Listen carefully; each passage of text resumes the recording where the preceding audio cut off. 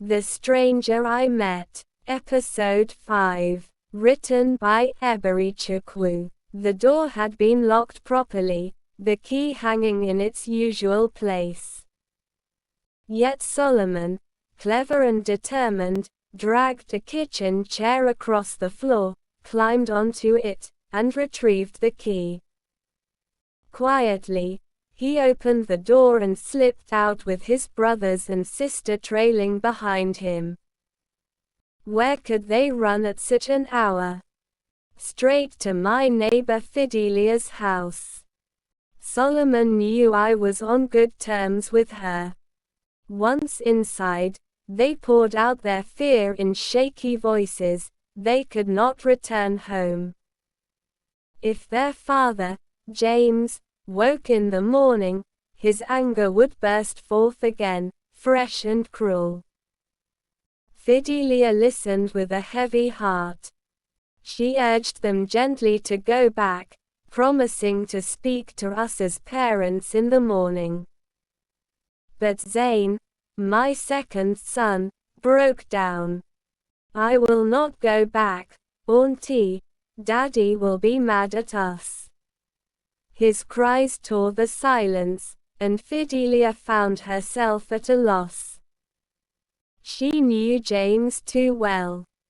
Quietly, she descended the stairs, shut my kitchen door, and returned to her room, leaving the children to rest.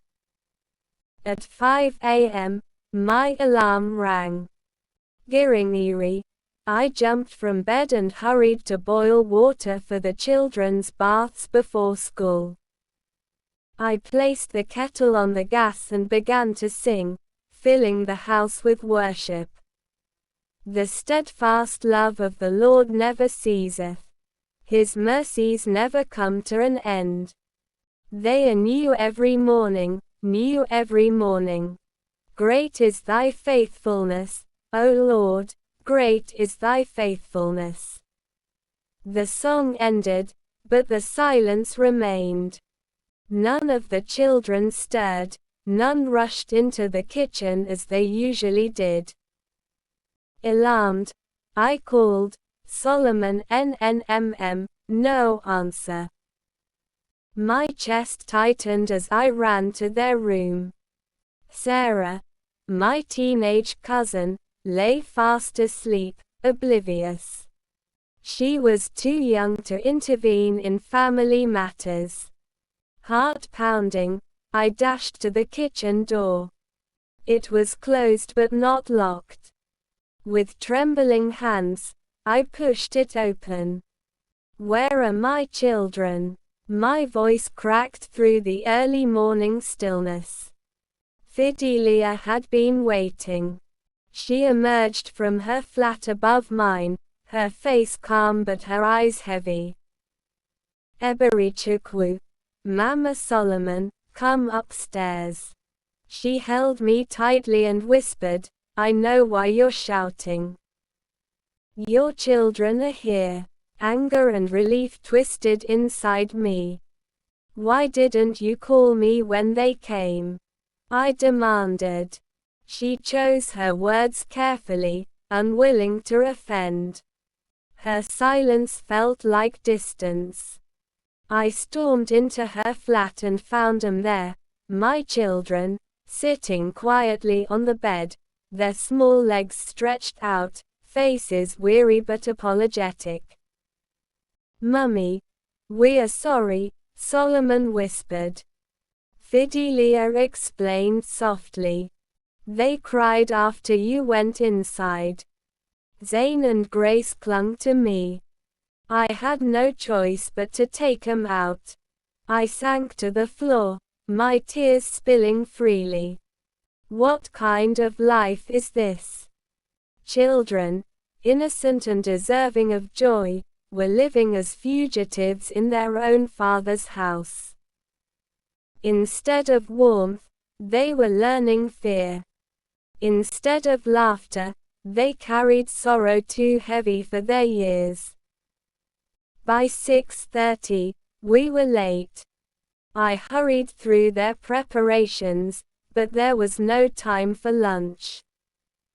With nothing to my name, I went to James for money. His response was as cruel as ever. "Go and collect their lunch from Fidelia," he sneered. He even hinted they could spend nights there, as though mocking me. I swallowed my anger, ignored him, and dug out a few coins from my bag for their school snacks. That morning, I walked them to school myself. They were fragile, and I could not risk sending them alone. At Grace and Daniel's school, they clutched my hands tightly. "Mummy, stay with us until we dismiss, so we can go home together." "Why?" I asked gently. "So Daddy won't beat you again," Grace whispered. Their words pierced me deeper than any blade. I bent down, kissed their cheeks, and promised, "I will be fine. I won't enter the house until I see him drive away." Only then did they release my hands and walk inside, glancing back with worried eyes. On the way home, my thoughts churned. How do I stop this madness? How much longer can we live like this? I resolved quietly, I will avoid his presence at all costs. But James was already at Fidelia's, his voice rising like thunder, accusing her falsely, trying to drag her into his chaos. I recognized the pattern. He wanted to silence her because she often warned him against his violence. Hearing his rage from the staircase, I hid under the stairs until he finally drove off. Then I slipped into Fidelia's flat, apologizing for the shame he cast on her. She told me of the night my children endured. Solomon and Zane did not sleep. They whispered prayers, asking God not to let James kill you one day.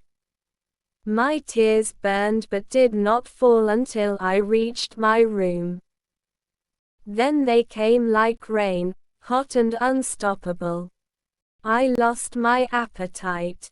My body was restless. Sleep abandoned me. By 3 p.m., Solomon and Zane returned from school alone. "Where are Grace and Daniel?" I asked. "Mom," Solomon said quietly, "they refused to follow us." "Why?" "Grace said they'll stay with their school mummy for this week," Zane murmured. Shame washed over me. I hurried to the school, only to be told by the gateman that the school mummy had taken him home. Her house was close by, so I went there immediately. She welcomed me but motioned for silence. "Don't wake them," she said softly.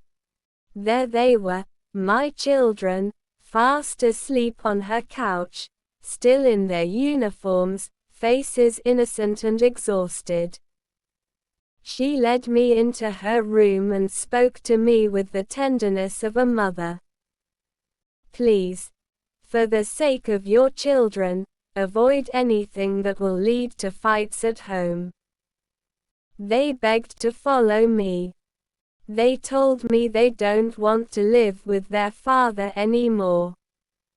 Her words were heavy but true. My shame grew, yet I listened. She spoke for half an hour, urging me to protect my children. I promised to change. That night, I took Grace and Daniel home after they awoke. From then on, I learned to live quietly, avoiding James's fury. I devoted myself to the children, their schooling, meals, homework. In the evenings, I often slipped out to visit an old classmate nearby, just to breathe freely for a few hours.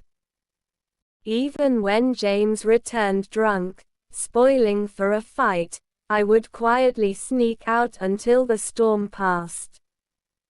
The days were heavy.